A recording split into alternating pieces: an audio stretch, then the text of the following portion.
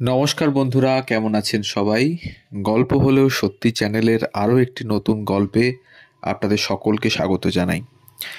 সাথে সাথে জানিয়ে রাখি, আগামী অগস্ট মাস আমাদের স্বাধীনতার মাস। এই উপলক্ষে অগস্ট 1 তারিখ থেকে 15 তারিখ পর্যন্ত থাকবে স্বাধীনতা বিষয়ক বিভিন্ন তথ্যমূলক গল্প, তাই কেউ মিস করবেন না। যদি আমাদের চ্যানেলে নতুন হন তাহলে অবশ্যই আমাদের চ্যানেলটিকে সাবস্ক্রাইব করে পাশে থাকার অনুরোধ জানাচ্ছি। বেল আইকনটিকে অবশ্যই প্রেস করে নেবেন যাতে পরবর্তী গল্প খুব সহজেই আপনাদের কাছে চলে যেতে পারে। আমাদের গল্প পোস্ট করার সময় প্রতিদিন ঠিক সকাল 9টা থেকে 9টা 30। কলকাতার অন্যতম সেরা বারোয়ারি পুজো মধ্য কলকাতার সন্তোষ মিত্র স্কোয়ার। আমরা সবাই জানি, রূপোর প্যান্ডেল, প্রতিমার সোনার শাড়ি কিংবা পুরো দুর্গামূর্তি সোনার বানিয়ে দেওয়া, সবেতেই থাকে চমক। পুজোর জাঁকজমকের আড়ালে কোথাও যেন হারিয়ে যান নামাঙ্কিত পার্কের স্বাধীনতা সংগ্রামী সন্তোষ কুমার মিত্র, যার জন্ম এই আগস্ট মাসে এবং মৃত্যু 16ই সেপ্টেম্বর। তার আত্মবলিদান, স্বাধীনতা সংগ্রাম, ইংরেজদের দিনের পর দিন নাকে দড়ি দিয়ে ঘোরানো, কিছু নিয়েই আলোচনা হয় না। তার বাড়ি ছিল পুজো প্রাঙ্গণ থেকে কিছুটা দূরে একটি সরু গলিতে। সে বাড়ির অস্তিত্ব তো নেই, অনেকেই জানেনও না কে সেই সন্তোষ মিত্র। সন্তোষ কুমার মিত্রের জন্ম 1900 সালের 15ই আগস্ট বউবাজার এলাকার 9 হালাধর বর্ধন লেনে তার পৈতৃক বাড়িতে। তিনি একজন মেধাবী ছাত্র ছিলেন। 1915 সালে তিনি কলকাতার হিন্দু স্কুল থেকে ম্যাট্রিকুলেশন পাশ করেন এবং 1919 সালে কলকাতা বিশ্ববিদ্যালয় থেকে বিএ ডিগ্রি অর্জন করেন। প্রেসিডেন্সি কলেজে নেতাজি সুভাষচন্দ্র বসু তার ব্যাচমেটও ছিলেন। কলেজ পাশ করার পর বিপ্লবী সন্তোষ কুমার মিত্র কংগ্রেসের হয়ে অসহযোগ আন্দোলনে জড়িয়ে পড়েন। এই সূত্রে তিনি হুগলি বিদ্যামন্দিরে যাতায়াত করতেন। হুগলির বিদ্যামন্দিরের প্রধান ছিলেন বিপ্লবী ভূপতি মজুমদার।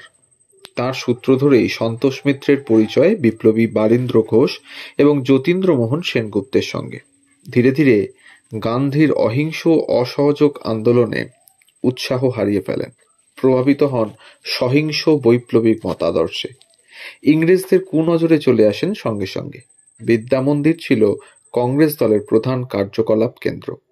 যুগান্তর নেতাদের মধ্যে একজন ভূপতি মজুমদার, গৌরহরি সোম এবং নগেন মুখার্জি এর নেতৃত্বে ছিলেন। সন্তোষ মিত্র জওহরলাল নেহরুর সভাপতিত্বে কলকাতায় সমাজতান্ত্রিক সম্মেলনেরও আয়োজন করেছিলেন।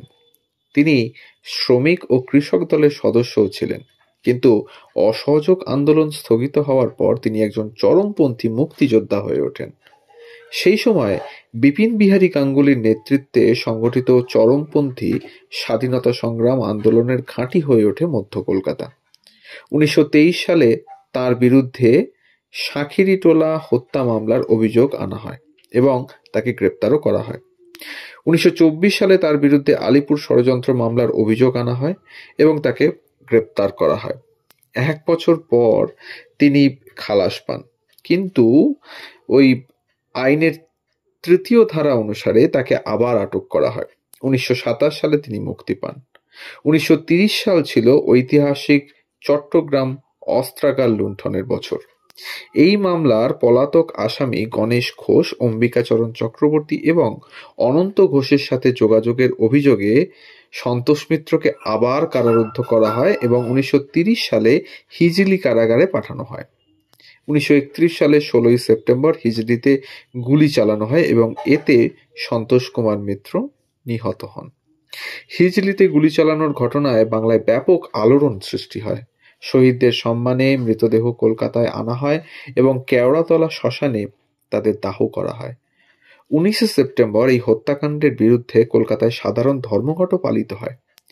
26 সেপ্টেম্বর অক্টারলানি স্মৃতিস্তম্ভে, বর্তমানে যেটা শহীদ মিনার, এখানে একটি প্রতিবাদ সভা অনুষ্ঠিত হয় এবং রবীন্দ্রনাথ ঠাকুর এই সভার সভাপতিত্ব করেছিলেন। আজও পুজোর আড়ম্বরের আড়ালেই থেকে যায় লেবুতলা পার্কের এই শহীদ বেদি। আমরা সবাই সন্তোষ মিত্র স্কোয়ারকে চিনি, কিন্তু সন্তোষ মিত্রকে কজনই বা চিনি। তো এই ছিল আজকের গল্প, বিস্মৃত বিপ্লবী সন্তোষ মিত্রকে নিয়ে। আমাদের গল্প যদি ভালো লাগে তাহলে অবশ্যই আমাদের চ্যানেলটিকে সাবস্ক্রাইব করে পাশে থাকবেন, কাছের মানুষদের সাথে শেয়ার করবেন এই আশা রাখবো। আর বেল আইকনটিকে প্রেস করবেন পরবর্তী গল্প পাওয়ার জন্য। কমেন্টের মাধ্যমে জানাবেন কেমন লাগছে। সবাই ভালো থাকবেন, সুস্থ থাকবেন। ধন্যবাদ।